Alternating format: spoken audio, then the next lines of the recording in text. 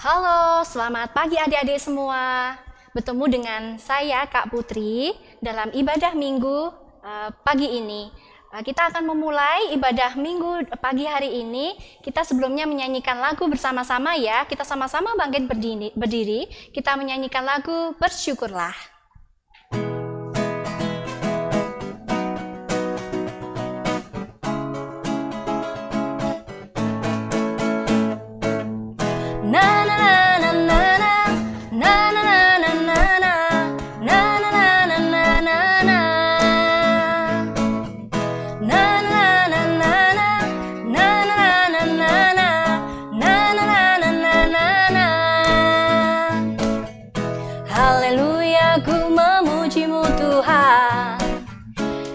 Kasih-Mu tak berkesudahan, biarlah bernafas memuji Sang Raja di atas gunung dan di dalam samudra. Tanganku ku angkat padamu, mensyukuri rahmat yang Kau beri.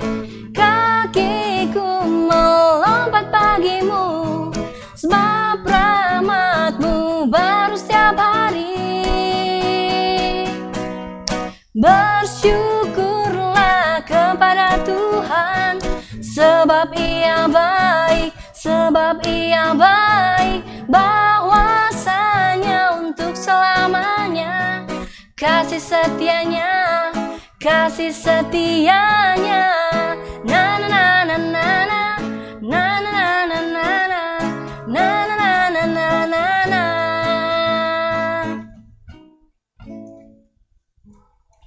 Puji Tuhan, kita bersyukur pada kesempatan hari ini kita boleh beribadah bersama-sama ya adik-adik semua, walaupun di rumah masing-masing. Nah, sebelum kita memulai ibadah kita, mari kita berdoa bersama-sama. Mari lipat tangan kita berdoa. Allah Bapa yang penuh kasih, terima kasih Bapa pada kesempatan hari ini Tuhan, Engkau masih mengizinkan kami bersama-sama untuk beribadah Tuhan di rumah kami masing-masing. Kiranya Tuhan sertai hati pikiran kami, kiranya hati dan pikiran kami hanya tertuju padamu saja Tuhan. Berikanlah kami hati yang gembira, berikan hati kami penuh sukacita dalam nanti kami mengikuti proses sekolah minggu kami dari awal, pertengahan hingga akhirnya. Terima kasih Tuhan, hanya kepadamu lah kami berdoa dan mengucap syukur. Haleluya, amin. Untuk supaya kita lebih semangat lagi ya adik-adik semuanya, kita mau menyanyikan lagi satu pujian berjudul Allah Itu Baik. Ya, kita sama-sama pujikan ya.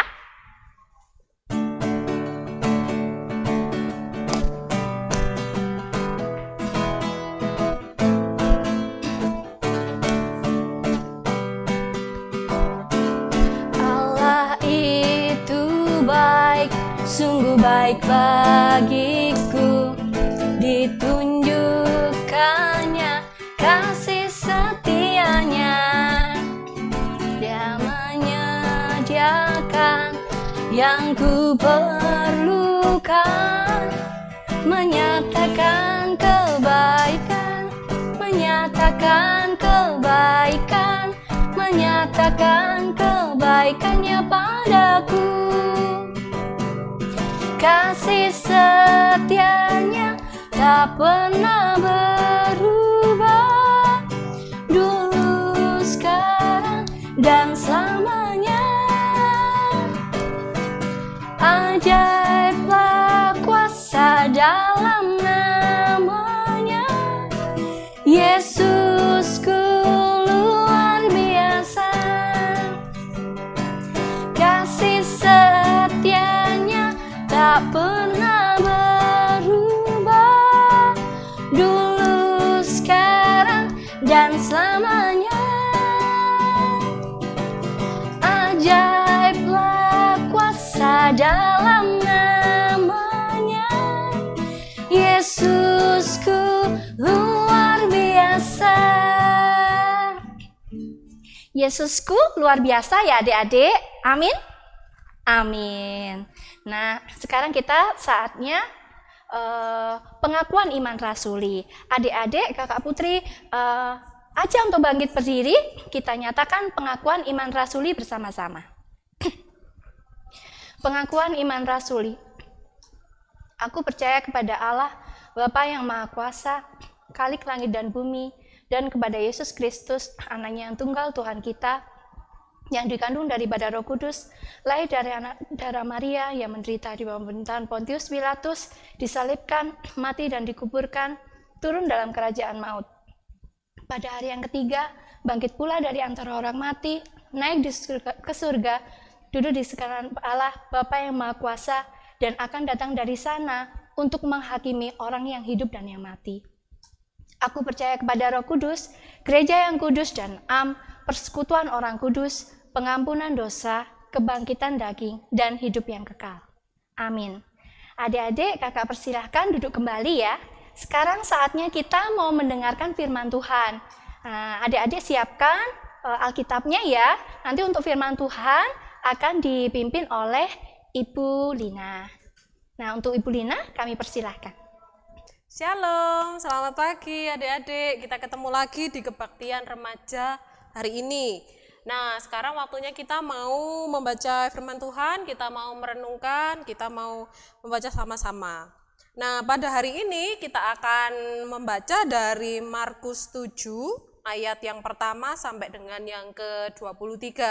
Jadi silakan disiapkan dulu, nanti disiapkan Alkitabnya, terus kemudian sama alat tulis dan kertas. Jadi nanti kita ada yang harus ditulis gitu ya. Silakan disiapkan dulu. Kalau sudah, sebelum kita mau membaca dan merenungkan firman Tuhan, mari kita berdoa terlebih dahulu. Tuhan Yesus, Bapa kami yang maha baik, mengucap syukur Bapa untuk berkat dan perlindungan-Mu sampai pada saat ini. Pada saat ini Tuhan, kami ingin membaca dan merenungkan firman-Mu. Buka hati dan pikiran kami supaya kami mampu memahami dan menjalankan dalam kehidupan kami sehari-hari. Amin. Baik, perikopnya agak panjang ya adik-adik. Jadi di Markus 7 ayat 1 sampai dengan yang ke-23. Nah, saya beri kesempatan dulu membaca secara mandiri. Jadi silakan dibaca dulu, ini di pause dulu, terus silakan dibaca. Nanti kalau sudah selesai baca, kita lanjut lagi. Nah, saya akan membacakan ayat hafalannya, ayat nasnya juga, yaitu dari Markus 7 ayat yang ke-15. Yang begini bunyinya, apapun dari luar yang masuk ke dalam seseorang tidak dapat menajiskannya. Tetapi apa yang keluar dari seseorang itulah yang menajiskannya. Amin. Nah, setelah membaca tadi, membaca Markus 7 ayat yang pertama sampai dengan yang ke-23, saya akan memberi 3 pertanyaan. Oke, nah di sini ada 3 pertanyaan. Pertanyaan yang pertama, sebutkan hal yang dipertanyakan oleh orang-orang Farisi kepada Tuhan Yesus. Jadi tadi kalau sudah baca, pasti kalian bisa jawab pertanyaan-pertanyaan yang diajukan. Yang kedua, sebutkan hal-hal yang dikecam oleh Tuhan Yesus.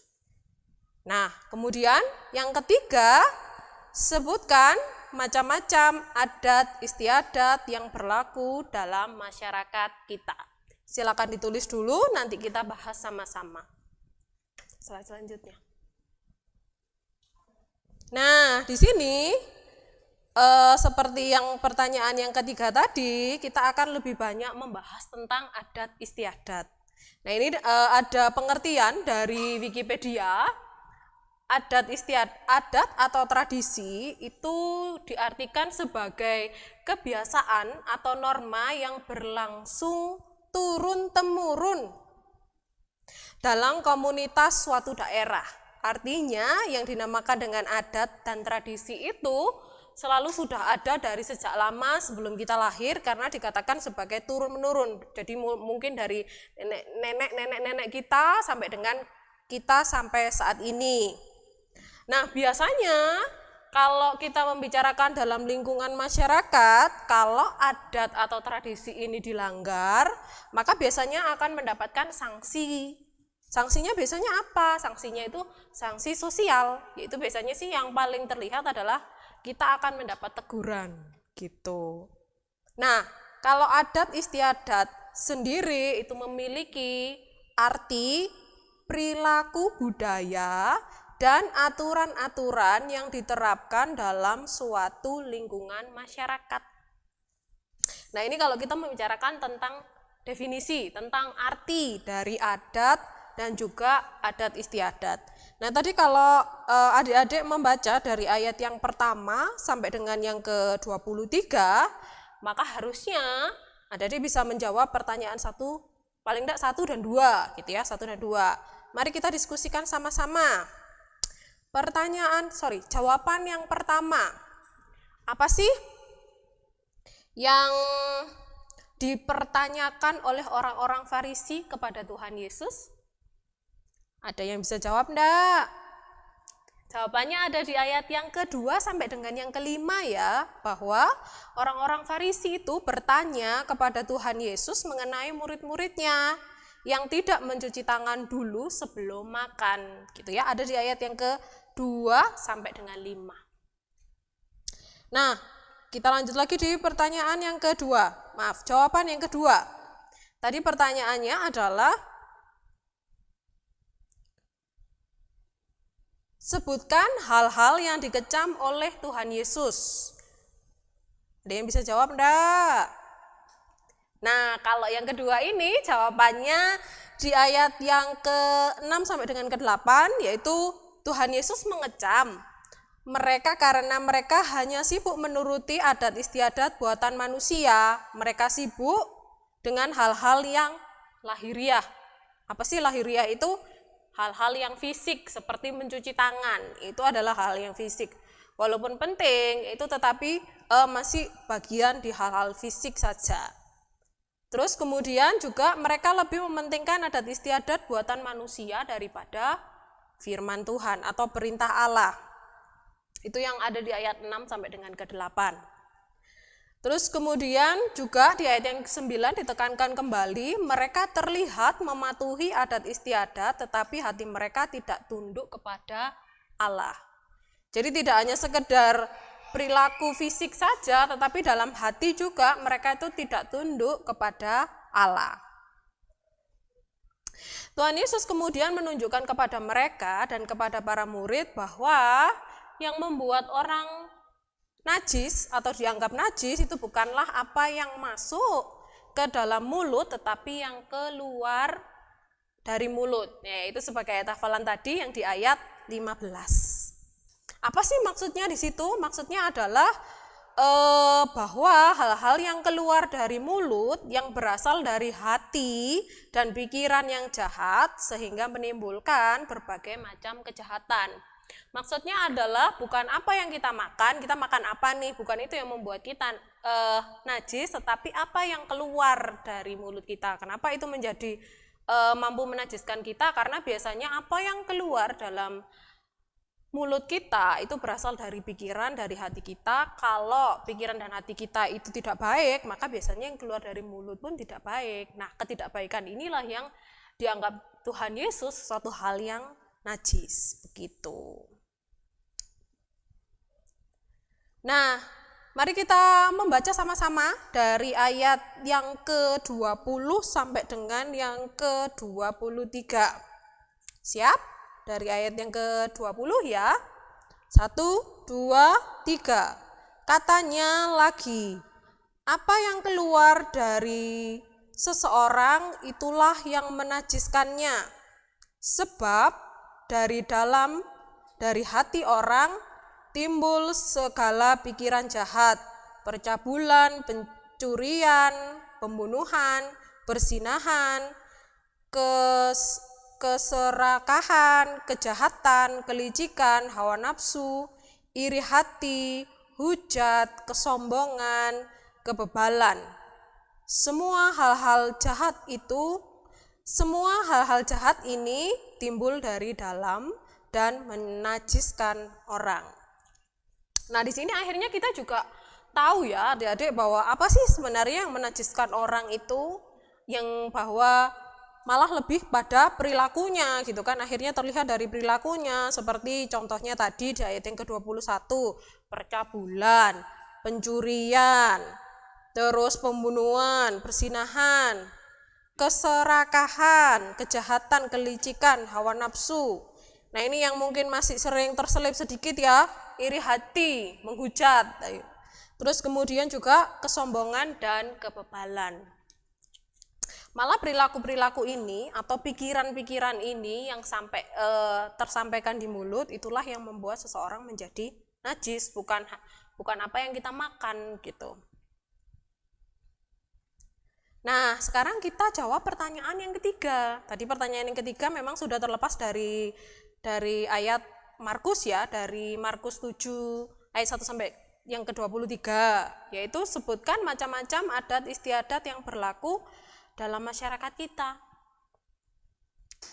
Nah, kalau ini saya akan kasih contoh 2 deh, yang biasanya masih kita bisa melihat bahwa adat istiadat itu dilaksanakan. Jadi yang pertama, terkadang terutama ini di budaya Jawa ya. Jadi orang-orang Jawa biasanya masih memiliki kebiasaan kalau berdoa di makam gitu ya, kalau mengunjungi saudara yang sudah meninggal, itu selalu di hari yang sama. Kalau enggak hari Kamis Legi atau Jumat Kliwon gitu. Itu salah satu contoh tradisi atau kebiasaan yang biasanya masih dilakukan sampai sekarang. Terus kalau di budaya Toraja ada yang dinamakan dengan Rambu Solo. Apa itu? Itu adalah adat pemakaman orang Toraja yang dilakukan layaknya pesta besar-besaran yang biasanya dilaksanakan itu sampai berhari-hari. Nah biasanya kalau namanya pesta diadakan berhari-hari, biayanya pasti sangat besar, sangat mahal gitu. Terus kemudian ada juga apa nih jawaban dari adik-adik, adat atau tradisi apa yang biasanya sering kali masih adik-adik lihat. Sebenarnya kalau kita kritisi lagi ya, kalau kita lihat lagi ya, sesungguhnya menjalankan adat istiadat itu bukan hal yang salah. Artinya ada beberapa adat istiadat atau kebiasaan yang masih baik dan masih harus kita laksanakan. Seperti kalau adat istiadat menghormati orang tua. Perilaku seperti apa sih yang dinamakan dengan menghormati orang tua? Yang paling simpel adalah kalau lewat depan orang tua kan, ini pelajaran kelas 1 SD, nyun sewu gitu kalau lewat depan gitu. Nah itu salah satu adat istiadat yang harusnya masih kita pertahankan, karena di dalam Alkitab juga mengatakan bahwa itu salah satu bukti atau bagian dari menghormati orang tua begitu. Namun Tuhan Yesus menghendaki agar anak-anak Tuhan dapat dengan bijak, jadi harus digarisbawahi ya, dengan bijak menjalankan adat yang berlaku di sekitar kita. Bukan adat istiadat buatan manusia yang utama dalam hidup anak Tuhan, tetapi menjalankan perintah Tuhan. Jadi maksudnya adalah adat istiadat itu harus kita pilah, kita harus bisa membedakan mana adat istiadat yang tetap bisa kita laksanakan, mana yang tidak. Nah biasanya bagaimana caranya memilah? Berarti kita juga melihat adat istiadat ini seturut enggak dengan kehendak Tuhan. Lalu kehendak Tuhan kita lihat dari mana? Ya kita baca dari Alkitab. Paling simpel 10 perintah Allah seperti tadi, hormatilah bapak ibumu. Maka adat istiadat yang sejalan dengan itu berarti harus kita pertahankan, harus kita lestarikan gitu kan. Kalau adat istiadat atau bentuk budaya menari, terus kemudian ada nyanyian-nyanyian, itu yang masih harus kita lestarikan. Tetapi kalau kegiatan-kegiatan yang ternyata memang berbeda atau tidak sejalan dengan firman Tuhan, maka itu yang harus kita hindari gitu ya. Nah sebenarnya apa sih yang utama, apa sih yang harus kita perhatikan? Jadi kita harus melihat bagaimana setiap anak-anak Tuhan atau kita sekarang ini memiliki hati dan pikiran yang baik dalam kehidupan kita sehari-hari. Sehingga yang nampak dalam hidup kita adalah hal yang baik. apa yang ada dalam pikiran kita, apa yang ada dalam hati kita, kalau itu adalah hal yang baik, biasanya keluarnya akan menjadi hal yang baik juga. Nah, itu harapannya apa yang bisa kita lakukan dalam kehidupan kita sehari-hari. Nah, sekarang kita masuk ke aktivitas ya. Jadi dari apa yang sudah kita pelajari sama-sama tadi dari Markus 7 ayat 1 sampai dan yang ke-23, saya akan memberi tugas buat adik-adik. Aktivitasnya adalah mari kita kritisi tradisi yang salah gitu ya. Mari kita kritisi. Itu saya kasih satu contoh. Yang pertama adalah tradisi yang berlaku. Saya pakai contoh yang tadi saya sebutkan, yaitu berdoa di makam pada hari Kamis Legi sama Jumat Kliwon gitu kan. Kenapa itu suatu hal? Itu salah enggak? Gitu kan. Kalau menurut kita melihat firman Tuhan, itu menjadi perilaku yang salah. Mengapa? Karena berdoa dan mengenang seseorang yang sudah meninggal itu bisa dilakukan dimanapun, bisa dilakukan kapanpun, tidak harus kita menunggu hari Kamis yang ada embel-embelnya Legi sama Jumat yang ada embel-embelnya Kliwon gitu. Itu bisa dilakukan kapanpun dan dimanapun. Karena kalau secara yang kita ketahui, yang kita amini, bahwa kita mengamini orang yang sudah meninggal itu telah bersama Bapa di surga. Artinya tidak harus di waktu-waktu tertentu kita akan mendoakan orang-orang terkasih kita yang sudah meninggal. Nah, itu salah satu contohnya. Yaitu masih ada yang kosong itu di situ. Silakan dituliskan. Jadi silakan dituliskan, nanti dikumpulkan, terus kemudian difoto ya hasil aktivitasnya ya. Paling enggak ditambah 2 atau 3. 3 tradisi menurut Anda itu harus wajib dilakukan atau tidak. Kalau tidak, kasih alasannya apa. Begitu ya. Terima kasih. Amin. Mari kita berdoa. Tuhan Yesus, Bapa kami yang maha baik, mengucap syukur Bapa, Engkau mengingatkan kami pada hari ini bahwa yang menajiskan kami bukanlah apa yang masuk dalam tubuh kami, tetapi apa yang keluar dari mulut kami, karena apa yang keluar dari mulut kami berasal dari hati dan pikiran kami. Tuhan Yesus, berkati kami supaya kami tetap bisa menjaga pikiran kami, bisa menjaga hati kami, sehingga kami bisa menyampaikan, bisa berperilaku pada hal yang baik. Pada saat ini Tuhan, kami juga berdoa untuk teman-teman kami, orang tua kami yang mungkin pada saat ini sedang sakit Tuhan. Kami berdoa, beri kesehatan mereka supaya mereka bisa lekas sembuh dan melakukan aktivitas sehari-hari. Tuhan Yesus, kami juga berdoa untuk bangsa dan negara kami Tuhan. Berkati bangsa kami, berkati pemimpin-pemimpin kami, supaya mereka mampu dalam menghadapi pandemi ini bersama dengan masyarakat Indonesia. Kami juga berdoa untuk gereja kami Tuhan, berkati gereja kami GKJW Singosari, berkati semua program-program yang mungkin belum dilaksanakan supaya dapat terlaksana, dan berkati kami Tuhan untuk persiapan-persiapan yang dalam program-program mendatang. Terima kasih Tuhan, amin.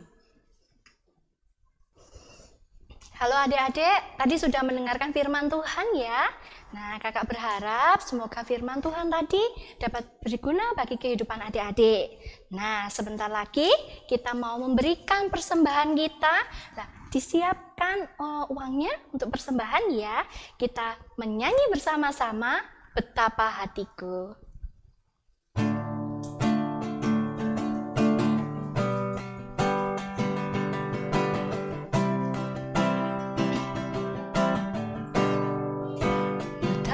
Hatiku berterima kasih Yesus, Kau mengasihiku, Kau memilikiku.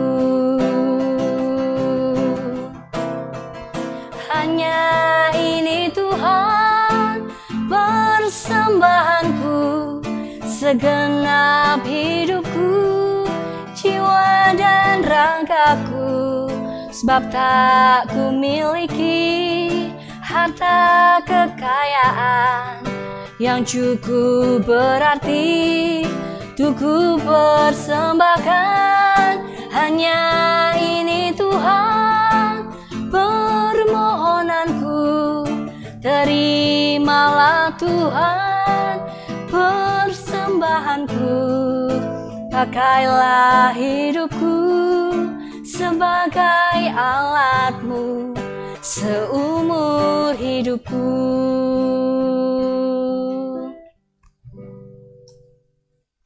Nah, kita mau doa untuk persembahan. Kita tadi kan sudah memberikan persembahan untuk Tuhan.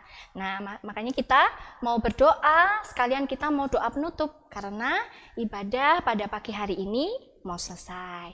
Mari adik-adik kita sama-sama berdoa ya. Mari kita berdoa. Tuhan Yesus yang penuh kasih, terima kasih Bapa. Sebentar kami tadi sudah melakukan sekolah minggu kami Tuhan. Kiranya segala firman dari Bu Lina yang kami dengar Tuhan, kami dapat aplikasikan dalam kehidupan kami sehari-hari. Kami juga berdoa Tuhan untuk persembahan kami, jikalau tadi kami boleh Tuhan memberikan sedikit berkat yang asalnya daripadamu saja Tuhan. Kiranya Engkau sertai persembahan kami, kiranya persembahan ini Tuhan dapat menjadi persembahan yang harum di hadapan-Mu. Tak lupa juga kami berdoa untuk orang-orang yang akan mengelola persembahan ini Tuhan, kiranya mereka memperoleh hikmat yang datangnya daripadamu saja. Kami juga berdoa Tuhan, sebentar lagi untuk ibadah kami ini akan usai, akan selesai Tuhan, dan kami akan kembali ke aktivitas kami masing-masing. Kiranya Tuhan berkati, kiranya Tuhan sertai masing-masing dari kami Tuhan, berikan kami hati yang penuh sukacita, yang itu semua datangnya daripadamu saja. Terima kasih ya Tuhan Yesus, inilah seru doa kami Tuhan. Haleluya, puji Tuhan, amin. Adik-adik semuanya, kita sudah di penghujung ibadah minggu hari ini. Kiranya Tuhan Yesus memberkati adik-adik yang ada di rumah. Kiranya Tuhan Yesus selalu memberikan sukacita kepada adik-adik di rumah. Dan kita nanti bertemu ya untuk ibadah-ibadah selanjutnya. Terima kasih adik-adik semuanya. Tuhan Yesus memberkati. Selamat hari Minggu. Shalom.